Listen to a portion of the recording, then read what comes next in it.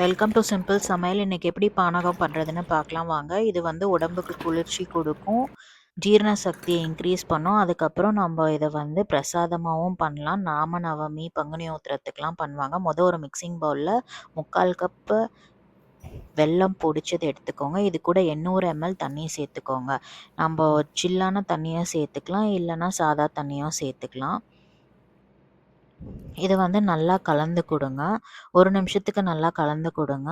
அந்த பொடிச்ச வெல்லம் வந்து நல்லா வந்து கலந்துடணும் தண்ணியில். அதனால நல்லா கலந்து விடுங்க. கொஞ்சம் வந்து இந்த மாதிரி நல்லா மிக்ஸ் ஆகாமல் இருந்ததுன்னா ஒரு 5 நிமிஷம் அப்படியே ரெஸ்ட் பண்ணிட்டிங்கன்னா அது வந்து டிசால்வ் ஆகிடும். இதில் வந்து அழுக்கெல்லாம் இருக்கும், அதனால வடிகட்டிடுங்க இந்த மாதிரி ஃபில்டர் வச்சு. இது கூட 1/4 டீஸ்பூன் சுக்குப்பொடி, 1/4 டீஸ்பூன் ஏலக்காய் தூள் சேர்த்துக்கோங்க. சேர்த்து நல்லா கலந்து கொடுங்க.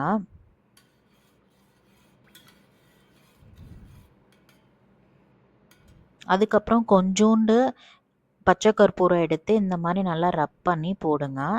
நிறைய போடாதீங்க, ஒரு சிட்டிகை போட்டால் போதும், இல்லைன்னா ரொம்ப கசப்பாயிடும். நல்லா கலந்து விடுங்க. பச்சை கற்பூரம் போடுறனால அந்த கோயிலெல்லாம் கொடுக்குற பிரசாதத்தில் ஒரு டேஸ்ட் வரலாம், அந்த டேஸ்ட் வரும். இதோட ஒரு எலும்புச்சம்பழம் ஜூஸோ இல்லை அரை எலும்புச்சம்பழம் ஜூஸோ சேர்த்து நல்லா கலந்து விடுங்க. எலுமிச்சம்பழம் சேர்த்த அப்புறம் கலர் மாறும். இது கூட நீங்கள் வேணும்னா 1 டேபிள் ஸ்பூன் தேன் சேர்த்துக்கலாம்.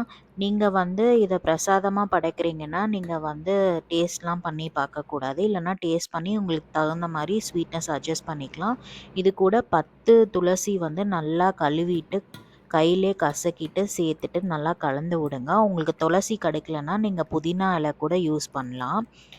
இதில் வெல்லம் எலும்புச்சம்பழம்லாம் இருக்கிறனால இது குடித்தோன்னா ஒரு தெம்பு கொடுக்கும். அதனால தான் விரதம் இருந்துட்டு பிரசாதமாக இதை எடுத்துப்பாங்க.